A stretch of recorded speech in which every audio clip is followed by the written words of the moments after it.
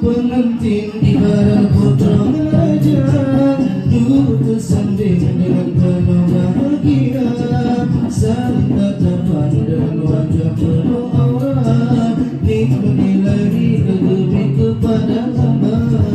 Duduk pengantin ibarat putra raja, duduk bersanding dengan penuh bahagia, saling tatapan dengan wajah penuh aura, nikmat ilahi lebih kepada hamba, nikmat ilahi lebih kepada hamba.